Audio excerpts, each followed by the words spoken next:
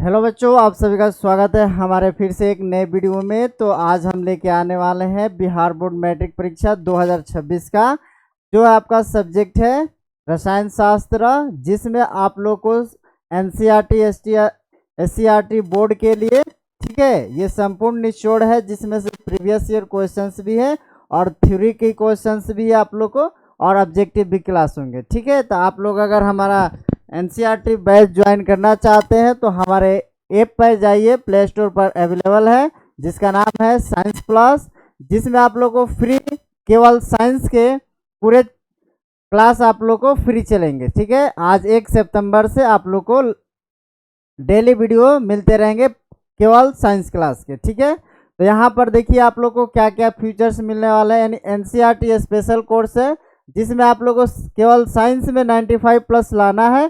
तो आप लोग को क्या करना है, देखिए इसमें ठीक है फ्री में आप लोग को पूरा मिलेगा। ये क्लास जो है क्लास स्टार्ट ऑन फ्रॉम 1 सितंबर से, यानी आज के दिन से स्टार्ट हो जाएंगे। ठीक है, जिसमें आप लोग को फिजिक्स, केमिस्ट्री और बायोलॉजी ही मिलेगा। ठीक है, तो आइए आज के हम लोग देखते हैं। पहला जो आप लोग का सेशन है आज का, जो क्लास 1 है साइंस में, वो है आप लोग का केमिस्ट्री का। पहला जो देखिए यहाँ पे केमिस्ट्री का इंडेक्स जो है वो है आपका केमिस्ट्री इंडेक्स। जो पहला चैप्टर आप लोग का आता है रासायनिक अभिक्रिया एवं समीकरण होता है, ये चैप्टर है पहला, जिसमें से आप लोग को मिलता है आप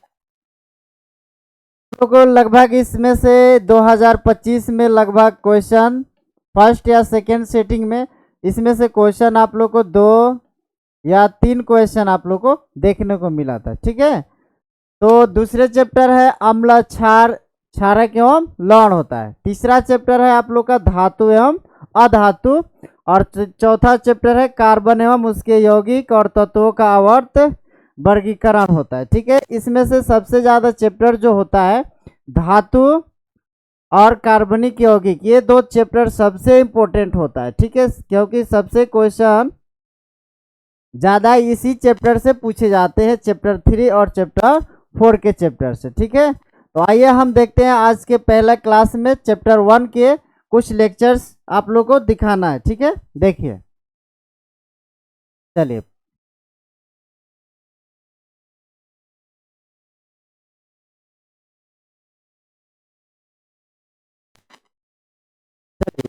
सबसे पहले चैप्टर का नाम ही था आप लोग का रासायनिक अभिक्रिया और एवं समीकरण था। ठीक है, तो रासायनिक अभिक्रिया क्या होता है सबसे पहले आप लोग को जानना यही है। ठीक है, तो हम देखते हैं कि रासायनिक अभिक्रिया की परिभाषा क्या है। ठीक है, यानी केमिकल रिएक्शन जो होता है, कहा जा रहा है कि जब कोई पदार्थ अकेले अथवा किसी दूसरे पदार्थ के साथ क्रिया करके, ठीक है क्या करके क्रिया करके एक या एक से अधिक भिन्न गुणधर्म वाले नए पदार्थों का निर्माण करते हैं, तब उसे रासायनिक अभिक्रिया कहा जाता है। ठीक है, हमारे कहने का मतलब है कि जब कोई पदार्थ यानी अकेला हो, यहाँ पे मान लीजिए कि हमने लिया ए और दूसरा पदार्थ हमारा क्या है बी। अब जब दोनों आपस में ये रिएक्शन करेगा, या तो एक पदार्थ नया बनाएगा जिसका नाम हो जाएगा ए बी होगा। ठीक है, इसका नाम क्या हो जाएगा, ए बी होगा। ठीक है, यहाँ पे कोई जरूरी नहीं कि एक ही पदार्थ बनाएगा, यानी एक से क्या होगा अधिक होना चाहिए। ठीक है, एक से क्या हो जाएगा अधिक भी बना सकता है। ठीक है, यानी कोई भी पदार्थ अकेले अथवा इसके साथ में कोई दूसरा पदार्थ के साथ क्रिया करता है, तब वो एक से अधिक भिन्न गुणधर्म वाले नए पदार्थों का निर्माण करते हैं, तब उसे हम लोग क्या कहते हैं, रासायनिक अभिक्रिया कहते हैं। ठीक है, तो यहाँ पे जैसे में अगर हम मान लीजिए कि हाइड्रोजन लेते हैं और ऑक्सीजन लेते हैं। ठीक है, हाइड्रोजन और ऑक्सीजन जब भी आपस में क्रिया करता है तो आपका बनता है H2O बनता है। ठीक है, ये क्या बन गया, जल बन गया, यानी जल कहे तो द्रव लिक्विड प्राप्त हो गया। ठीक है, द्रव पदार्थ हो गया। ठीक है, और हमारा एक अलग पदार्थ ये भी है, एक अलग पदार्थ ये भी है। ठीक है, जब दोनों आपस में ये रिएक्शन किया, यानी रिएक्शन किया, तो एक नए पदार्थ का निर्माण हो गया। क्या निर्माण हो गया, जल का निर्माण हो गया।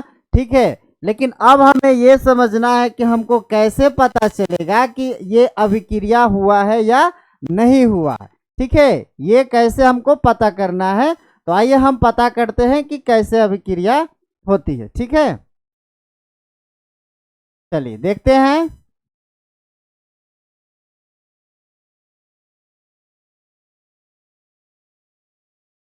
चलिए, कहा जा रहा है कि हम कैसे पता कर सकते हैं कि एक रासायनिक अभिक्रिया हुई है। ठीक है, हम कैसे पता करेंगे कि हमारे पास रासायनिक अभिक्रिया हुई है, तो आइए हम देखते हैं कि हमें कैसे पता चलेगा। ठीक है, कि रासायनिक अभिक्रिया हुई है। सबसे पहले कि अवस्था में परिवर्तन होना चाहिए, यानी चेंज इन स्टेट होना चाहिए। जो भी पदार्थ हमारा बनता है उसकी अवस्था में परिवर्तन होना चाहिए। जैसे हमने अभी बताया कि हमने लिया H2O2 और क्या लिया हमने, तो बनाया गया हमारा क्या पदार्थ बन गया बाबू, H2O बन गया। ठीक है, क्या बन गया, H2O बन गया। ये दोनों गैस है, ये भी गैस है, ये भी गैस है। लेकिन जब दोनों रिएक्शन करके एक चीज यानी एक पदार्थ बनाया बाबू, तो ये क्या बन गया, आपका द्रव बन गया। यानी इसके अवस्थाओं में चेंज हो गया, परिवर्तन चेंज हुआ। तरह की रंग में परिवर्तन यानी चेंज इन कलर। इसका जो कलर होता है वो क्या होता है, रंगहीन होता है। क्या होता है, रंगहीन होता है। ठीक है, इसका कलर क्या होता है बाबू, रंगहीन होता है। ठीक है, नेक्स्ट देखते हैं कि अवक्षेप का बनना। अब यहाँ पे कोई पदार्थ नहीं, अवक्षेप नहीं बनना है। जो चीजें जल बनने के बाद से कोई एक्स्ट्रा पार्ट बन जाता है, एक्स्ट्रा पदार्थ बन जाता है, वो हमारा अवक्षेप कहलाता है। ठीक है, तो आगे हम रिएक्शंस में देखेंगे कि अवक्षेप कैसे बनता है। ठीक है, अभी तीसरा है, चौथा पार्ट है कि गैस का निकलना, यानी एवोल्यूशन ऑफ गैस, गैस का निकल जाना। ठीक है, इसमें गैस बाहर नहीं निकल रहा है, लेकिन जब भी हम लोग धातु और अम्ल से अभिक्रिया करते हैं तो उसके अंदर से हाइड्रोजन गैस बाहर निकलती है। ठीक है, तो हम उसे समझते हैं कि इसमें रासायनिक अभिक्रिया हो रही है। ताप में परिवर्तन, ठीक है, ताप में परिवर्तन, इसको अगर हम ठंडा ज़्यादा तक करेंगे तो ये हमारा पानी यानी द्रव से क्या हो जाएगा, हमारा ठोस अवस्था में बदल जाएगा। ठीक है, चलिए ये था हमारे कि हम पता कर लिए कि हमें रासायनिक अभिक्रिया कैसे होता है। ठीक है, अवस्था में परिवर्तन, रंग में परिवर्तन, अवक्षेप का बन जाना और गैस का निकलना, ताप में परिवर्तन हो जाना। ठीक है, अगला हम देखते हैं। ठीक है, आगे हम देखते हैं कि हम सभी के अलग अलग पार्ट्स में देखेंगे कि अलग अलग चीज में क्या होता है। ठीक है, चलिए अब हम यहाँ पे देखते हैं, क्या देखते हैं, देखिए ध्यान से।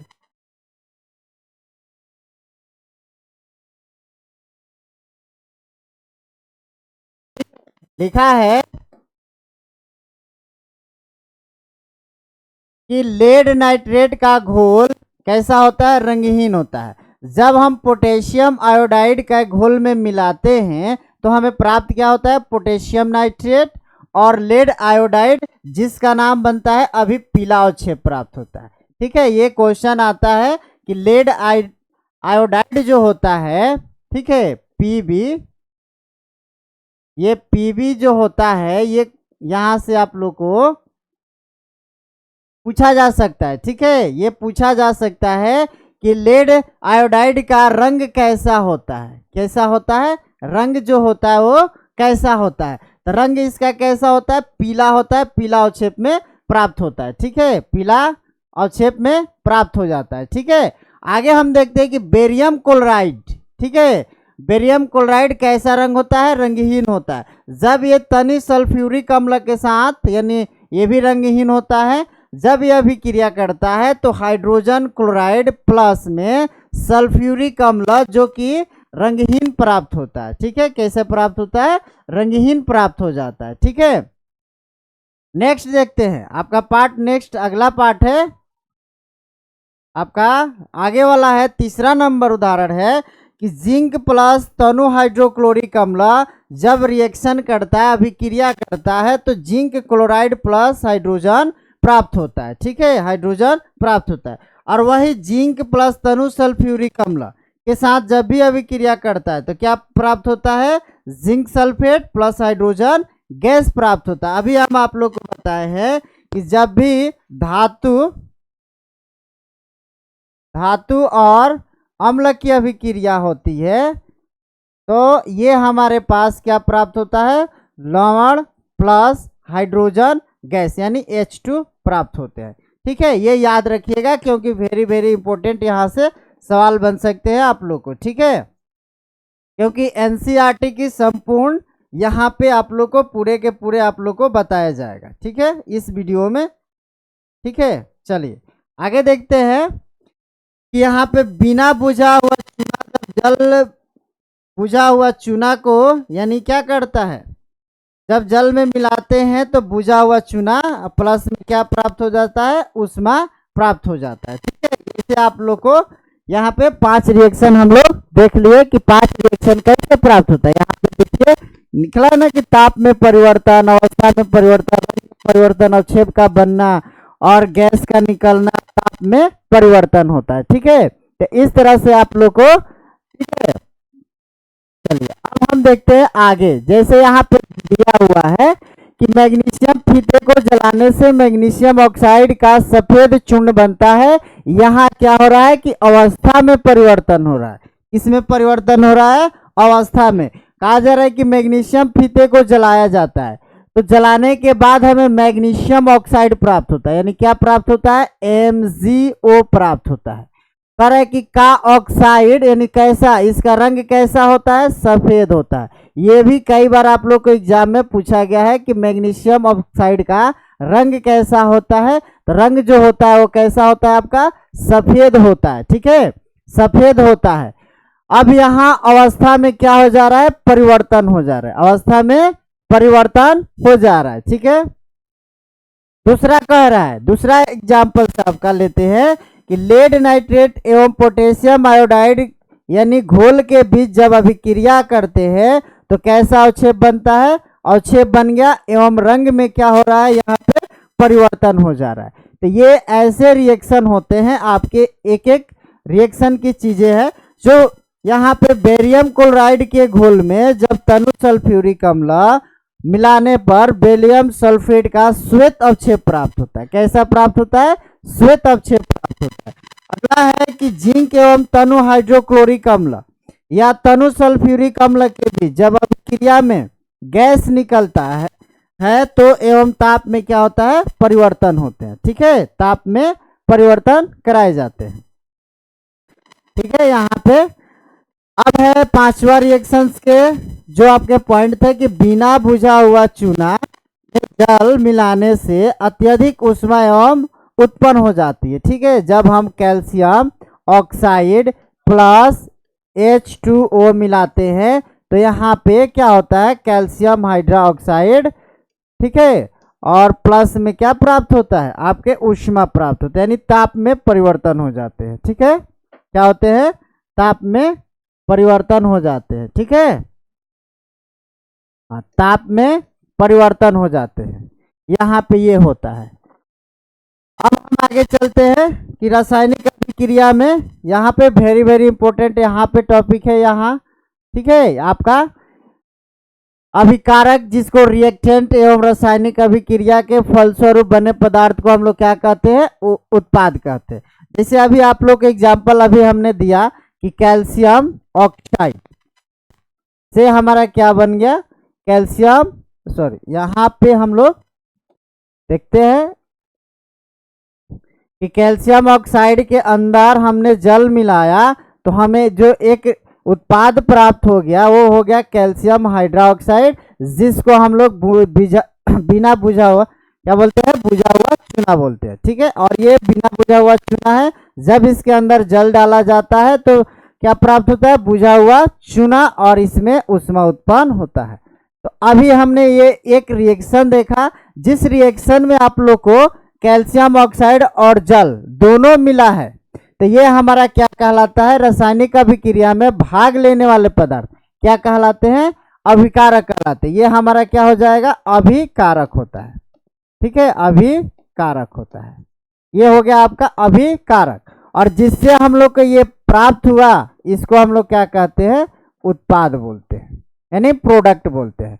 तो जो अभिक्रिया में भाग लेता है उसको अभिकारक बोलते हैं, उस अभिकारक से बनने वाले नए पदार्थ को हम लोग क्या कहते हैं, क्या कहते हैं, उत्पाद कहते हैं। ठीक है, समझ गए लो ना। अब आगे हम चलते हैं आगे की तरफ में। ठीक है, आगे की तरफ में रासायनिक समीकरण क्या होता है, केमिकल इक्वेशन क्या होता है। ठीक है, कहा जा रहा है कि जब किसी रासायनिक अभिक्रिया में अभिकारक एवं उत्पाद की जगह उनके रासायनिक सूत्रों का उपयोग करते हैं तब उसे हम लोग क्या कहते हैं, रासायनिक समीकरण कहते हैं। ठीक है, हम लोग क्या कहते हैं कि जब किसी रासायनिक अभिक्रिया में अभिकारक एवं उत्पाद के बीच, ठीक है, उत्पाद के जगह, यहाँ पे जगह लिखा हुआ है, सॉरी जगह है, जो उनके रासायनिक सूत्रों का उपयोग करते हैं। किसका उपयोग किया जाता है, रासायनिक सूत्रों का तो उपयोग करते हैं, तब उसे हम लोग क्या कहते हैं, रासायनिक समीकरण कहते हैं। ठीक है, जैसे एग्जाम्पल में आप लोग को देखा जा रहा है, ये दोनों आप लोग का क्या है, अभिकारक है, और इन अभिकारक के जगह पे हम लोग क्या किए हैं, रासायनिक सूत्रों का इस्तेमाल किए हैं और यहाँ पे उत्पाद प्राप्त हो गया। ठीक है, ये आप लोग को एक रिएक्शन है।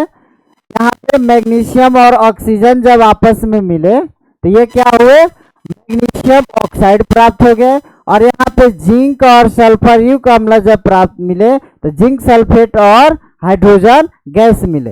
ठीक है, ये दोनों आप लोग का क्या है, अभिकारक है। ठीक है, अभिकारक है। और नेक्स्ट आप लोग का है, ये जो आप लोग का दोनों है, ये क्या हो गया, उत्पाद हो गया। क्या बना, उत्पाद प्राप्त हो गया। ठीक है, ये आप लोग का उत्पाद हो गया है। ठीक है, तो आप लोग अगर यहाँ पे और समीकरण, बहुत सारे समीकरण है, जैसे कि हमने हाइड्रोजन लिया और ऑक्सीजन लिया। ठीक है, जब ये दोनों आपस में अभिक्रिया करते हैं तो जल प्राप्त होते हैं। ठीक है, ये क्या प्राप्त होता है, जल प्राप्त होता है। तो जल से यहाँ पे उत्पाद मिल गया और हमारा यहाँ पे अभिकारक मिल गया। इस समीकरण में हम लोग को क्या करना होता है, समीकरण लिखने समय रासायनिक समीकरण को शब्दों के जगह पे उनके सूत्रों का नाम लिखा जाता है, ना सूत्र लिखा जाता है, तो हमारा क्या होता है, रासायनिक समीकरण कहलाता है। ठीक है, अब हम यहाँ पे ये आज के लिए ये टॉपिक था, थ्योरी क्लासेस थी। अब आपका वेरी वेरी इंपॉर्टेंट जो आप लोग को एग्जाम में पूछी गई क्वेश्चन है। ठीक है, ऑब्जेक्टिव क्वेश्चन, वस्तुनिष्ठ प्रश्न। देखिए पहला सूत्र है आपका कि चीनी का रासायनिक सूत्र क्या होता है, चीनी का रासायनिक सूत्र क्या होता है। आप सभी को पता है कि चीनी हम लोग सभी लोग खाते हैं, तो उसी चीनी का यानी शुगर का, ठीक है, शुगर का रासायनिक सूत्र पता करना है। ठीक है, अब यहाँ पे रासायनिक सूत्र क्या होता है, ये आपका 6-12 यानी 12-22-11 जो होता है, यही आप लोग का चीनी का फॉर्मूला होता है। ठीक है, चीनी का फॉर्मूला होता है। ठीक है, कार्बन 12 H22 O11 होता है, C12 H, यहाँ पे C6 H12 O6 जो होता है वो आप लोग का क्या होता है, ग्लूकोज का फॉर्मूला होता है। ये चीनी का है फॉर्मूला। ठीक है, ये वाला। ठीक है, नेक्स्ट चलिए नेक्स्ट देखते हैं। नेक्स्ट क्या है आपका, नेक्स्ट है आपका कि सल्फ्यूरिक का रासायनिक सूत्र होता है, सल्फ्यूरिक का रासायनिक सूत्र होता है। तो सल्फ्यूरिक का रासायनिक सूत्र क्या होता है, तो हमारा सल्फ्यूरिक का रासायनिक सूत्र होता है H2SO4 होता है। ठीक है, और ये आपका जो होता है, ये आपका ओलियम का फॉर्मूला होता है। H2S2O7 जो होता है वो क्या होता है, ओलियम। ठीक है, ये ओलियम का होता है। H2SO4 जो है यही आपका क्या है, रासायनिक सूत्र सल्फ्यूरिक का है। ठीक है, चलिए, हाँ, ओलियम का सूत्र ऑप्शन ए हो जाएगा। ऑप्शन बी आपका क्या है, रासायनिक सूत्र H2SO4 होता है। चलिए नेक्स्ट देखते हैं। नेक्स्ट आपका प्रश्न है, नेक्स्ट प्रश्न क्या है आपका कि नाइट्रोजन डाइऑक्साइड धुएं का रंग होता है। नाइट्रोजन डाइऑक्साइड क्या होता है, NO2 होता है। इसका फॉर्मूला ये होता है, सूत्र ये होता है नाइट्रोजन डाइऑक्साइड का। ठीक है, और नाइट्रोजन डाइऑक्साइड का जो रंग होता है वो कैसा होता है आपका, भूरा रंग का होता है। ठीक है, ये भूरा रंग का 2000 आपका 16 का क्वेश्चन है। नेक्स्ट प्रश्न है आपका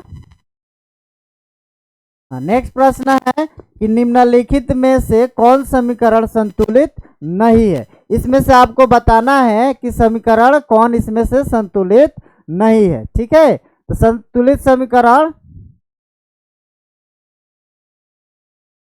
ठीक है, संतुलित समीकरण इसमें से आपको बताना है कि कौन नहीं है।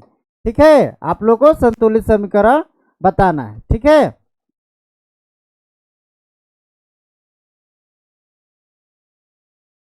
आप लोग को संतुलित समीकरण बताना है। ठीक है, तो यहाँ पर हम जरा दोनों तरफ में इस समीकरण को देखते हैं कि कौन बैलेंस नहीं है, कौन बैलेंस है। ठीक है, यहाँ पे जरा देखिए, यहाँ पे ऑक्सीजन 3 है और यहाँ पे इस वाले साइड में, यहाँ पे देखिए इस वाले साइड जितने भी हैं इसको हम लोग क्या बोलते हैं, LHS बोलते हैं, जिसको हम लोग राइट यानी लेफ्ट हैंड साइड बोलते हैं। और इस वाले पार्ट को जो हम लोग है ये बोलते हैं राइट हैंड साइड बोलते हैं। ठीक है, राइट हैंड साइड बोलते हैं। ठीक है, राइट हैंड साइड होता है।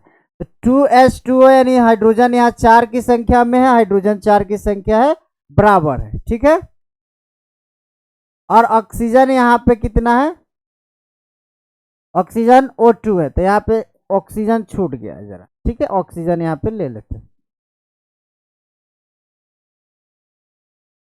चलिए, ऑक्सीजन यहाँ पे छूट गया, तो ऑक्सीजन भी यहाँ पे 2 है, 2 की संख्या में, यहाँ पे भी 2 है।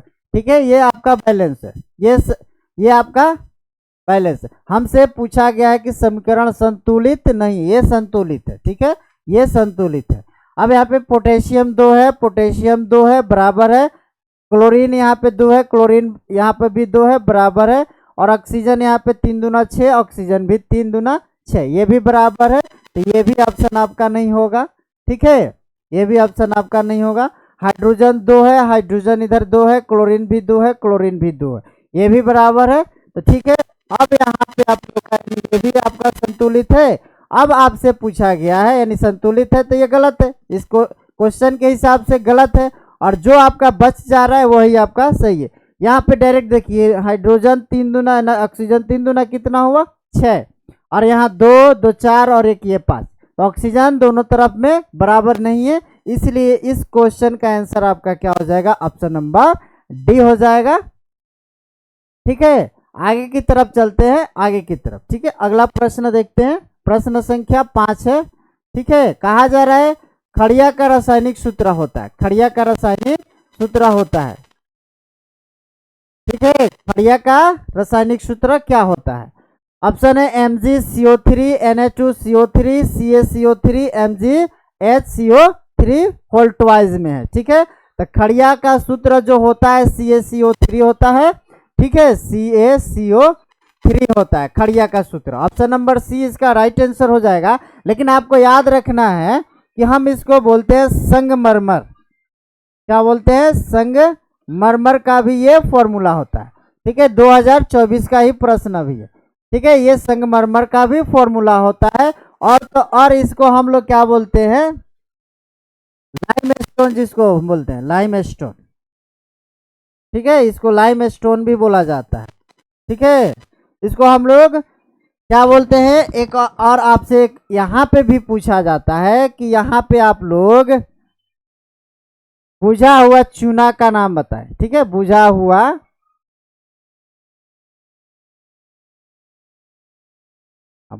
चूना का, ठीक है, आप लोग रासायनिक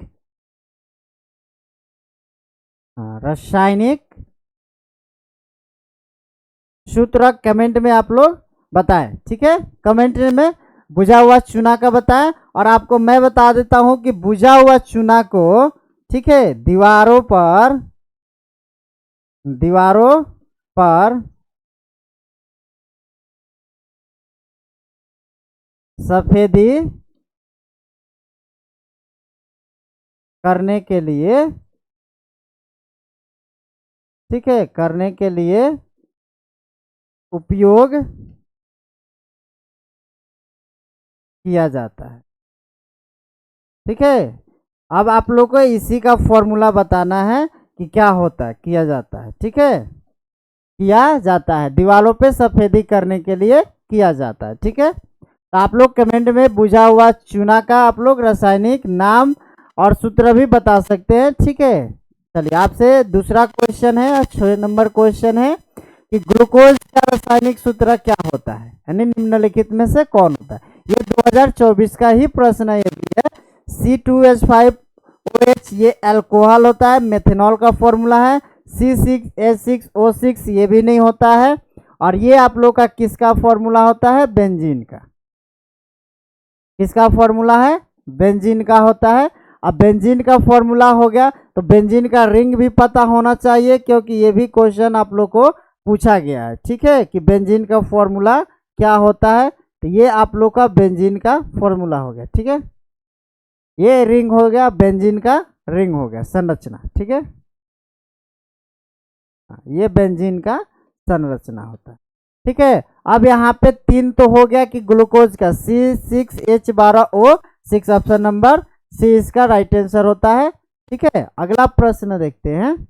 अगला प्रश्न आपका, ठीक है, काली चूना का रासायनिक सूत्र क्या होता है। काली चूना का रासायनिक सूत्र क्या होता है, तो अभी आप लोग को बताया कि संगमरमर का फॉर्मूला CaCO3 होता है। आप लोग को बताने के लिए हमने कमेंट में बताए हैं कि ठीक है, कैल्शियम ऑक्साइड जो होता है इसी को हम लोग क्या बोलते हैं बाबू, कली चूना बोलते हैं। क्या बोलते हैं, कली चूना बोलते हैं। ठीक है, कली चूना बोला जाता है। ठीक है, ऑप्शन नंबर इसका क्या हो जाएगा, CaO हो जाएगा, कैल्शियम ऑक्साइड। इसका रासायनिक नाम होता है कैल्शियम ऑक्साइड। कैल्शियम ऑक्साइड होता है। और आप लोग को याद रखना है, ये आपका जो फॉर्मूला होता है वो किसका होता है, संगमरमर का। ठीक है, ये संगमरमर का होता है। ठीक है, और ये जो होता है यही आप लोग का है बिना बुझा हुआ चूना। क्या है, बुझा हुआ चूना। ठीक है, ये बुझा हुआ चूना होता है। ठीक है, यही आपका बुझा हुआ चूना होगा। ठीक है, अगला प्रश्न देखते हैं। ठीक है, अगला प्रश्न है कि निम्नांकित में कौन समीकरण संतुलित है। पहले पूछा गया था कि समीकरण संतुलित नहीं है, और इसमें आप लोग को पूछा जा रहा है कि इसमें का समीकरण कौन संतुलित है। तो देखिए यहाँ पे ऑप्शन ए में Mg1 है, Mg1 है, बराबर है, O2 है, लेकिन O इधर क्या है, बराबर नहीं है, तो ये भी ऑप्शन क्या है, गलत हो गया। चलिए एक एक करके ऑप्शन चेक करते हैं। वहां पे जिंक है, जिंक बराबर है, एक जिंक यहाँ पे, एक जिंक यहाँ पे। चलिए ये बराबर हो गया। ठीक है, H2 बराबर है, H2 बराबर है, O4 ये आपस में दोनों बराबर हो गए, तो ऑप्शन नंबर बी आपका राइट आंसर हो जाएगा। ठीक है, और चेक कर लेते हैं। F ये भी बराबर है, Cl2 ये नहीं है, इधर 2 है, इधर 3 है, ये नहीं है, ये भी गलत है ऑप्शन। यहाँ पे H2 एक ऑप्शन, ये भी गलत है। ठीक है, ऑप्शन नंबर डी ये भी गलत है। ऑप्शन नंबर क्या सही है आपका, ऑप्शन नंबर बी इसका राइट आंसर हो जाएगा।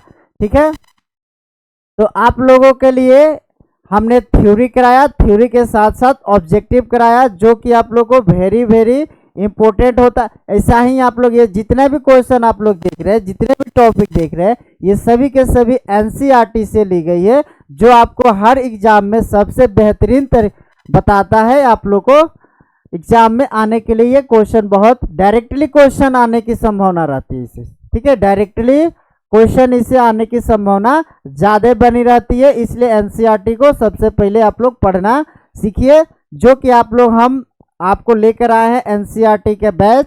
ठीक है, बिल्कुल फ्री में, केवल साइंस। ठीक है, आप लोग को ऐप पर, यूट्यूब पर, दोनों पे अवेलेबल होंगे, जो फ्री में ऐप भी मिलेगा।